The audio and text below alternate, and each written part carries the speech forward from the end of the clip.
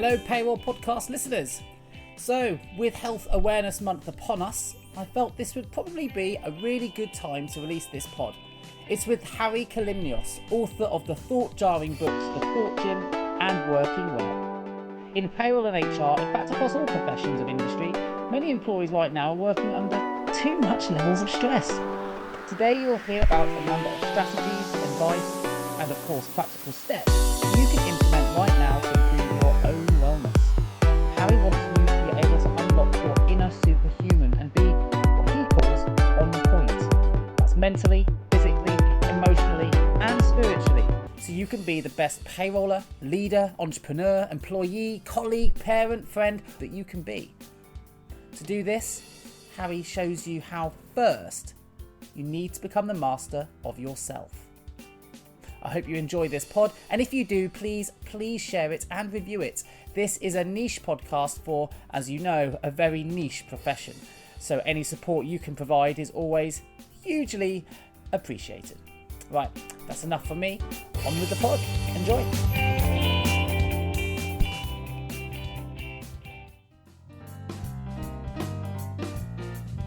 Welcome to the Payroll Podcast with your host, Nick Day of JGA Recruitment, Specialist Payroll Recruiters.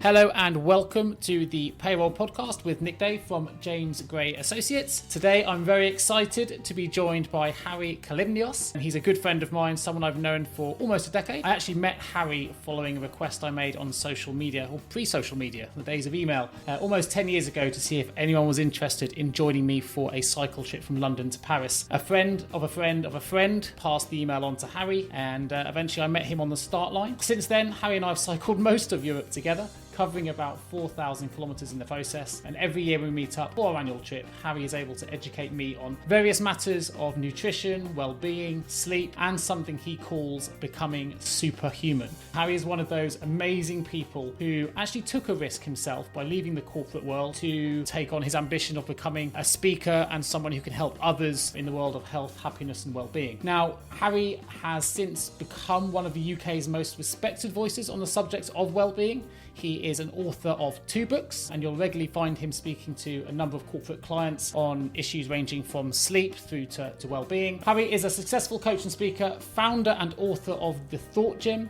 a unique training series which helps people to achieve a life of high performance and become superhuman. He also consults, writes and speaks on mindset and resilience. And I really wanted to speak to Hari today because I think as our lives get busier and busier, boundaries between work and leisure can blur.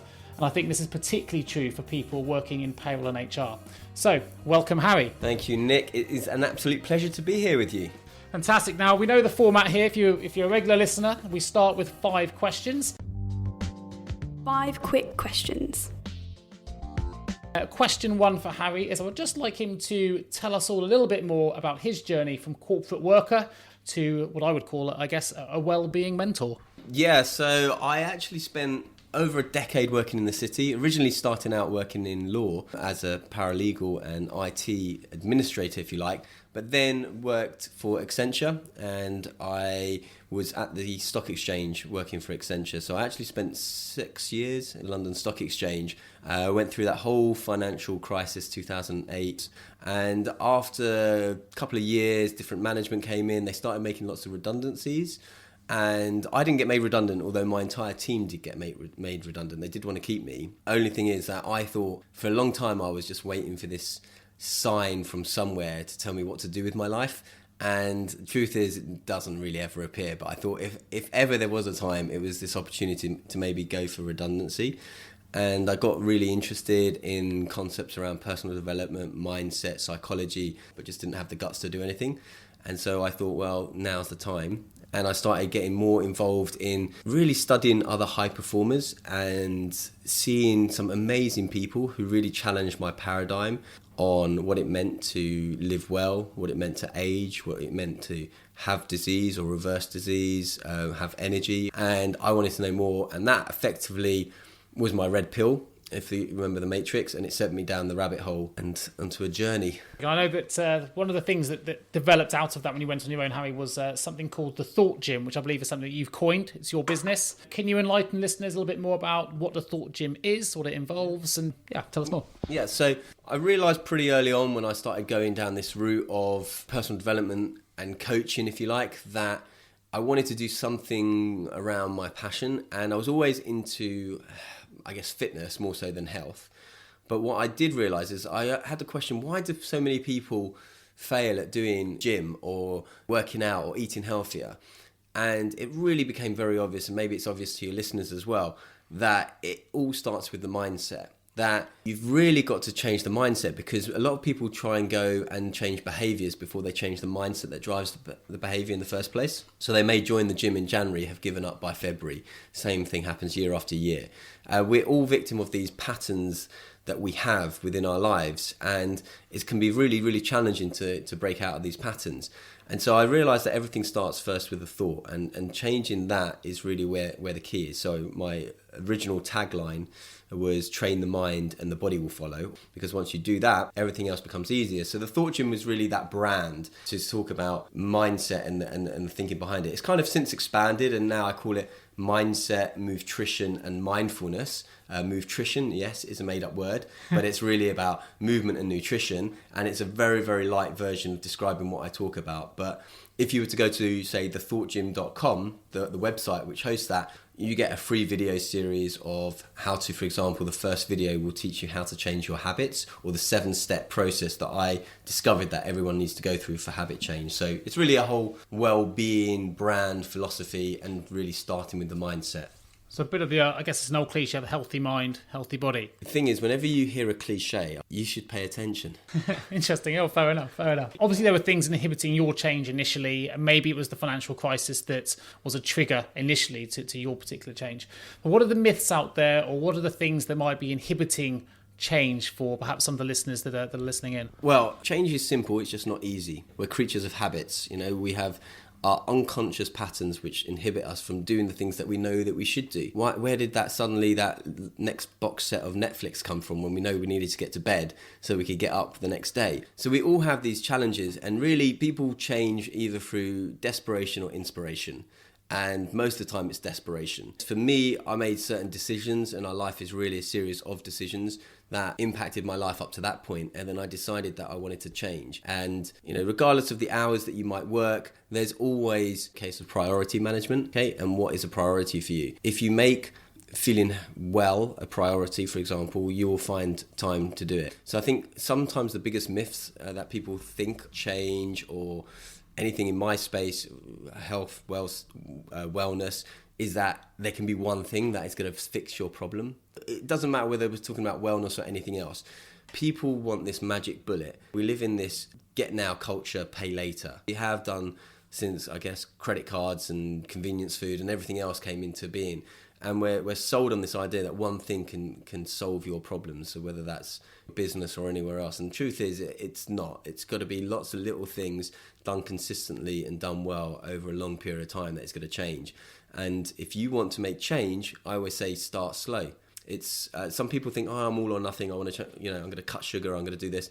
Some people might maybe like that, but if you look deeper into their story, you'll see that they repeat the same patterns over and over. So my advice in your business or anywhere else is make those changes small, make them incrementally. And then occasionally there are going to be these big leaps, because that does happen as well. But I wouldn't start off that way. See, I would argue that one of the biggest change inhibitors is time. Now, particularly within the payroll and HR industry, payroll and HR professionals will often work well outside the standard hours of 9 to 5:30, especially if there are specific deadlines to be met, such as a payroll deadline or whatever it might be. Subsequently, it's not a surprise to me, and I'm sure those listening to this at the moment, there are many, many payroll and HR people which are underslept, certainly overworked, and could really benefit from being able to make some changes, to get some well-earned sleep in particular. How much does sleep impact on performance? And are there techniques our listeners can take on board for improving the amount of sleep they get, or improving their ability to make change due to lack of time? Absolutely. It makes me laugh for it. Everyone is looking for the latest app or gadget to help improve their productivity in their life. That's me, by the way.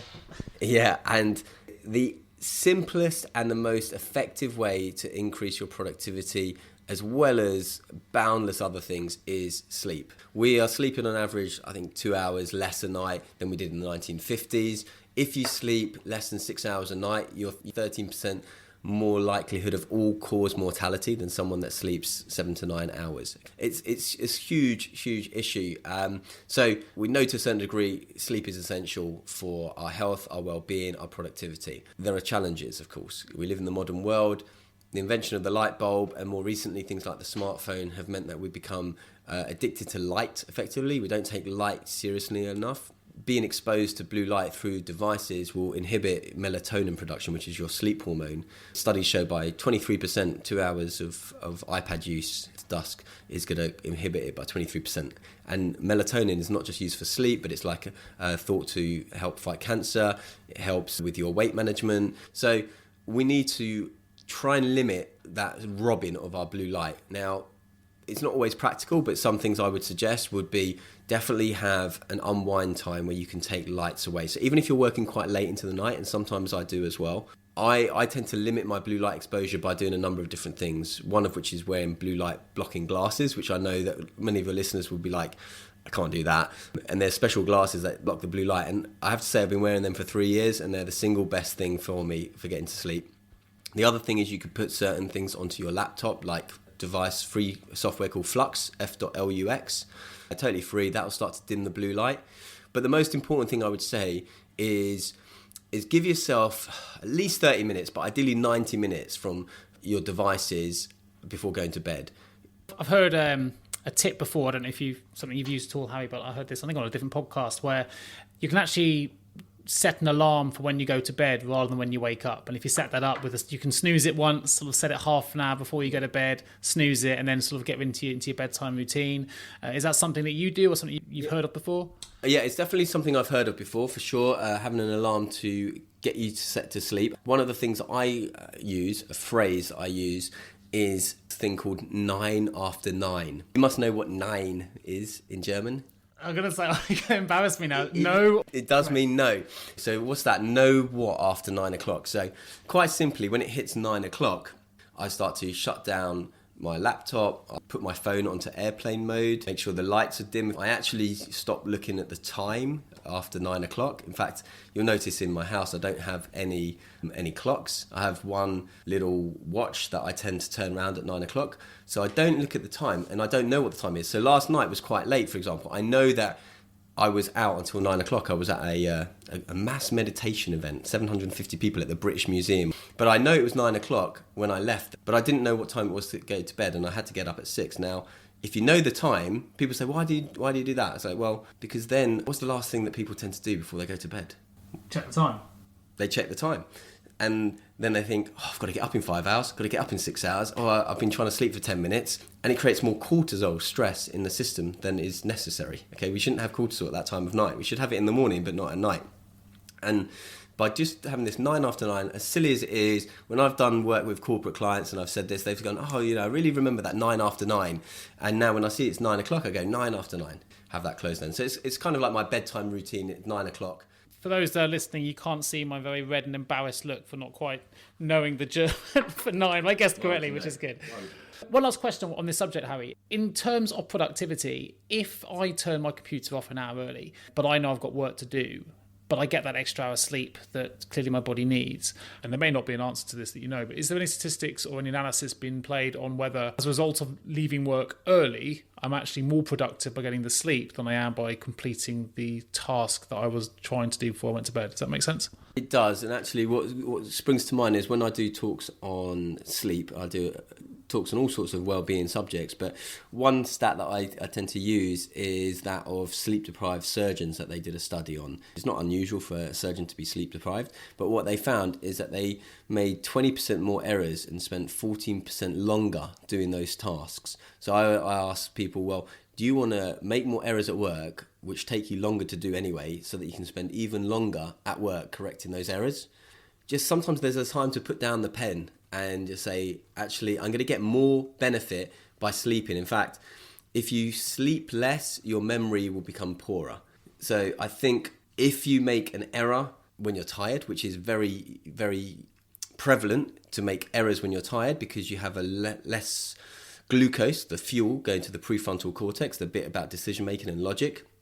Imagine if you make an error and you're doing something on payroll. How much is that going to cost your business? Not just in having to fix it later, but like the actual real cost to the business if you make those errors. Trust me, the consequences far outreach just that having that little bit of sleep. So super important. Make sure that you sleep enough. It's going to be the number one thing, and it will probably save your company quite a lot in errors unforced.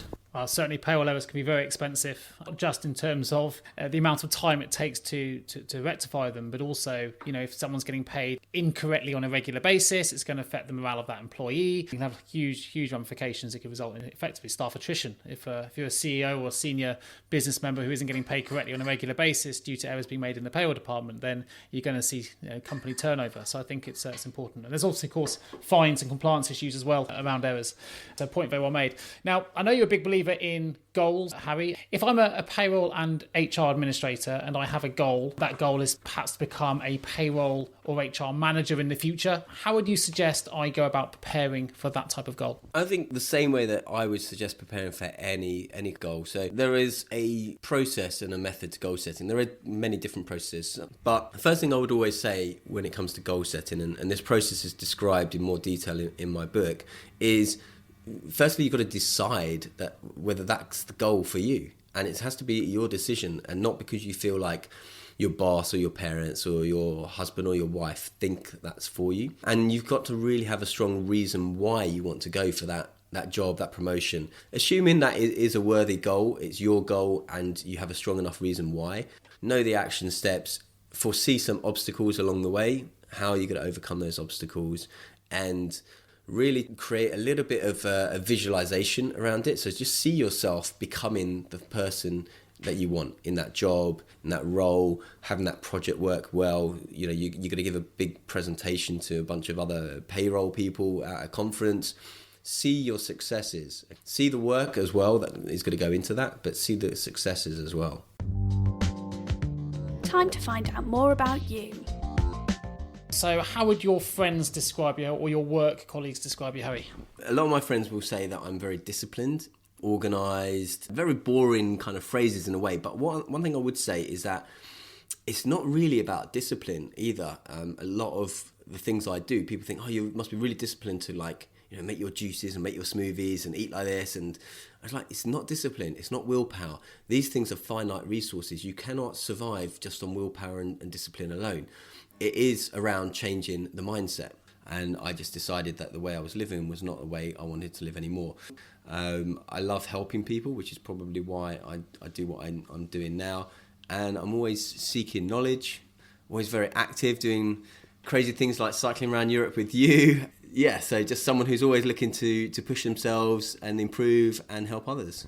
I should add that Harry is particularly disciplined. When we do these cycle tours all over Europe, he'll only prepare and eat certain foods. So he's very disciplined in that regard. We take the fun out of him a little bit. Anyway, so question number 2. Tell me something about you that perhaps other people won't know about you.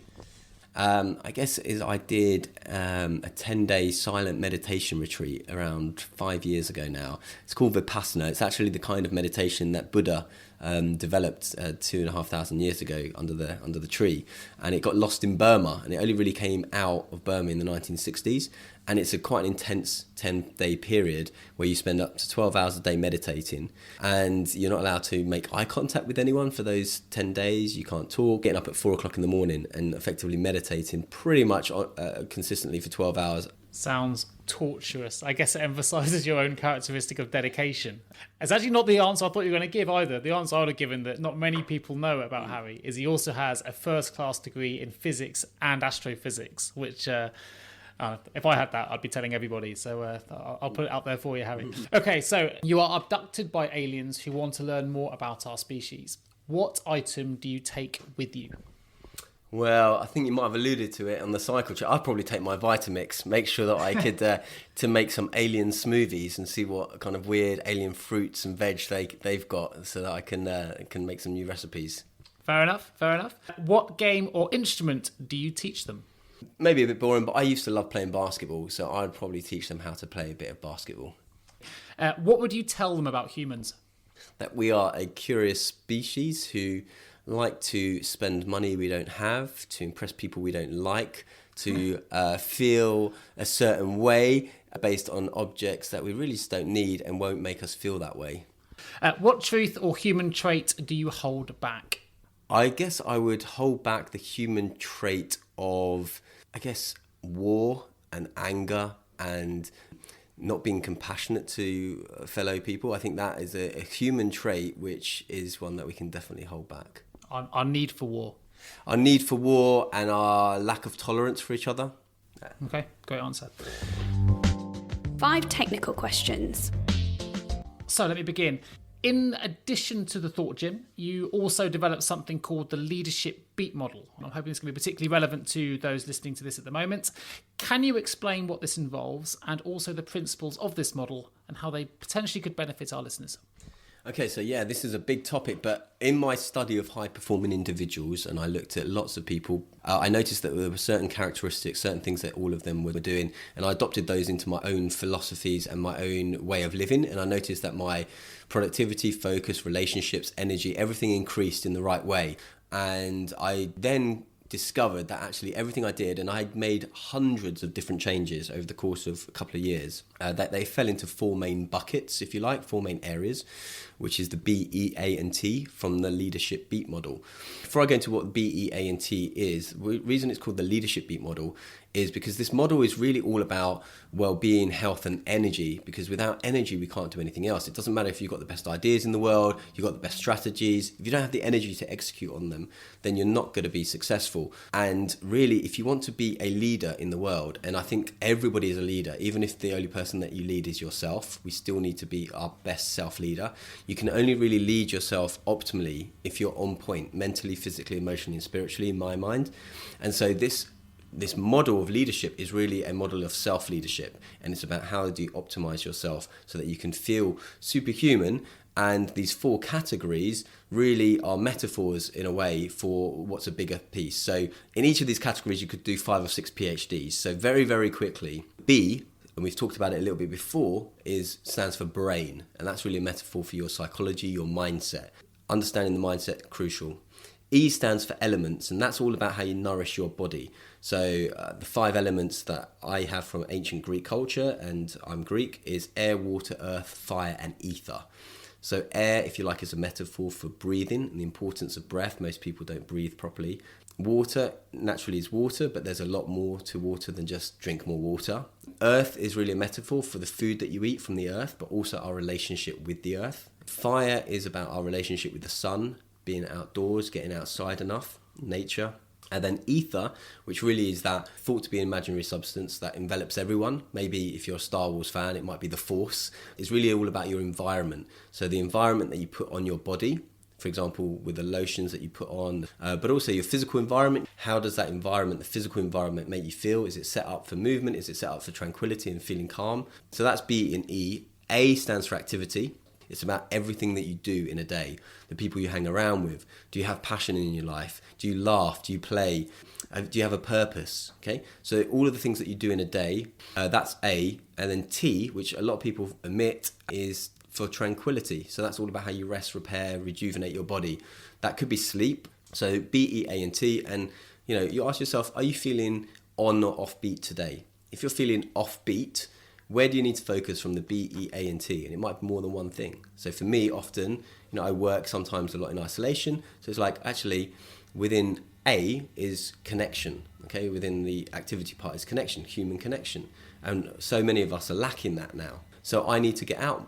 Maybe I go to a co-working space. Maybe I go to the gym. Maybe I do something to connect with other people, because I may have done the sleep. I may have done the exercise right.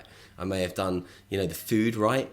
But I still feel tired or I feel low, and that's because I don't have that connection. It's quite nice to hear as well that even someone who's so widely read and a bit of an expert in this field can still feel low despite eating the right diet, being healthy, being moving. Actually, you're quite open to admit that actually you still get low and you're still able to identify areas where you may need to work on to get back to being on beat, as you would call it. You're a very much in-demand public speaker, Harry, on subjects ranging from sleep to leadership. I know you're even a TEDx speaker as well. How did you get into corporate public speaking? I wasn't a speaker until maybe a few years ago, I was probably reasonably confident. 90% of people that go to speaking clubs are scared of public speaking. It's like a biggest fear, even more so than death, which, as I heard Jerry Seinfeld say, makes no sense because it means that at a funeral, the person doing the eulogy would rather be in the coffin than doing the eulogy. But I got into public speaking because I went to a talk once and the speaker said, look, if you're going to be a coach or if you're going to have all this knowledge, why speak one-to-one to everyone? You have to have 20, 30, 50 conversations. If you get the stage, then you can share that with lots of people. And as I started reading all these books and learning all these things, I just felt it was going to be a shame if knowledge died with me. And so I felt obliged to learn how to speak. And because I came from the corporate world, I want to share some of these messages with corporates because really there's so much that we can do to help them to live superhuman lives. And very relevant to our listeners right now is a book you've obviously just co-authored. We've mentioned it briefly here. It's co-authored with Andrew Sharman. It's called Working Well, which discusses what you need to know to live a longer, happier, healthier life, something we all want. What tips can you give to help our listeners to work well? Yeah, so this book is really, if you like, a light version of the BEAT model. I'm developing the book around the BEAT model, which is quite a beast in itself, but I wanted to get something out which was very digestible, very easy, and a big market that people can read it. So it's 100 or so pages. It starts with self, okay? A lot of corporate well-being is trying to put in all these great systems, and these all have their place, but let's bring the power back to the individual. And so this book will take people through 5 chapters, very simply, on probably the 5 most important things when it comes to your well-being. And we've already touched upon one. The first chapter is all about sleep and optimizing your sleep, optimizing your breathing, how you feed your body. So what you put into your body and mind is so crucially important. And I would say be mindful of your inputs, okay? Around work especially, there are, you've got those kind of negative people around work, but then you've got those super positive people. Spend more time with those positive people.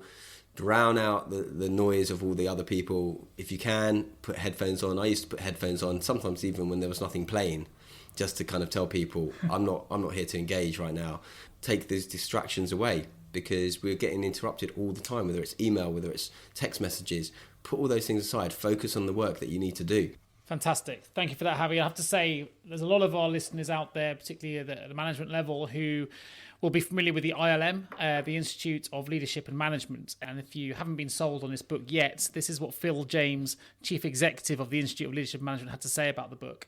He said, "It's time we took ourselves, that is our minds and bodies, more seriously. Working Well asks us to do just that. I don't think it's about statistics or surveys. It's personal. It starts with you. Read this book, crease its pages, wear it out, share it, and most of all, take action. Do something different and start working well today."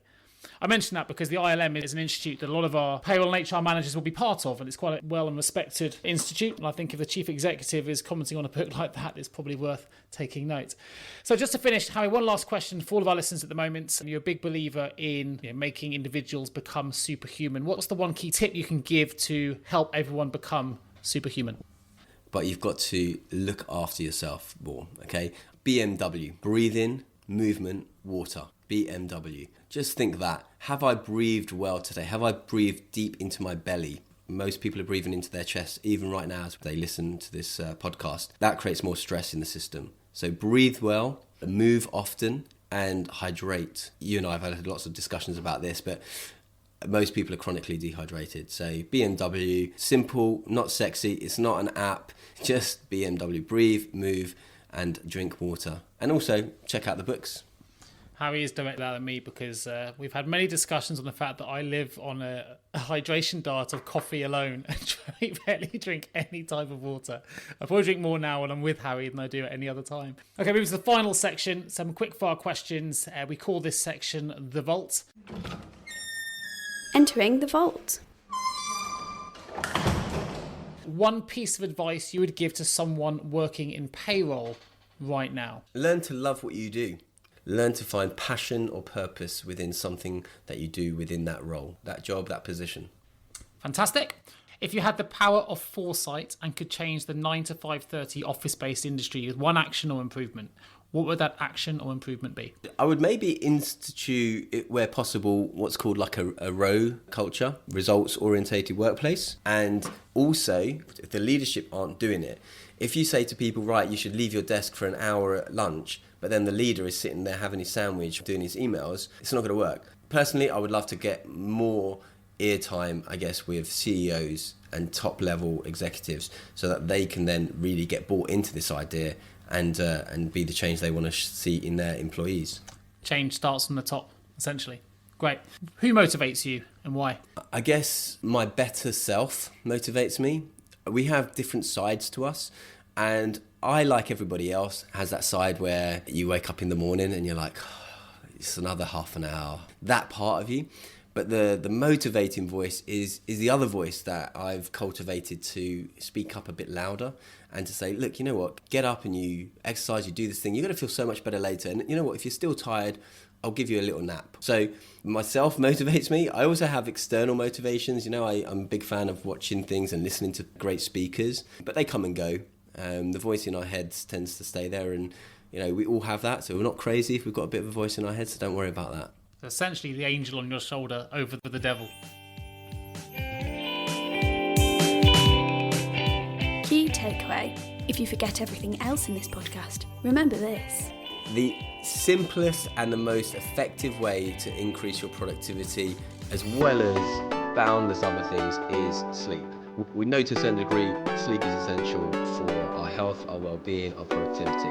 Imagine if you make an error and you're doing something in payroll. How much is that going to cost your business?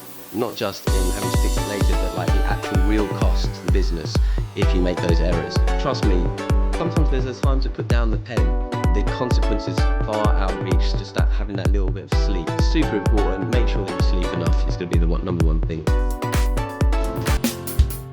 Just like to say a huge thanks to Hari for joining us for this podcast today. I hope all of our listeners have really enjoyed some of the things he's had to say. I hope you can take some of his advice to help you all live a longer, happier and healthier life. I think many of us work far too hard, and we could take much of his advice and be much more productive as a result. Can buy The Thought Gym and Working Well, both of Hari's books, by visiting harikalymnios.com. That's HARIKALYMNIOS.com. If you enter the code I am working well, all one word, that's I am working well, all one word, at the checkout, and you can actually qualify for an exclusive Payroll Podcast discount of 20% off his new book Working Well. So that's definitely worth checking out at HariKalymnios.com. In addition to that, I'm very, very excited to be able to offer a free book, The Thought Gym, and a free copy of Working Well in our competition. All you need to do is like Hari's Facebook page, which is facebook.com/The Thought Gym. So it's The Thought Gym on all social media. So if you can like The Thought Gym on Facebook, and if you can also like the JGA Recruitment Facebook page, like both of those pages, to be in with a chance to win a copy of both The Thought Gym and Working Well. Thanks again, Hari, for all your time and for your amazing insights. It's been an absolute pleasure to have you on board. This is the Payroll Podcast. My name is Nick Day from James Gray Associates. I look forward to speaking to you all again soon. Thank you. You've been listening to the Payroll Podcast with Nick Day of JGA Recruitment, specialist payroll recruiters. If you would like to feature on a future podcast, please contact us. For a wealth of world-class payroll content, please visit us at jgarecruitment.com. See you next week.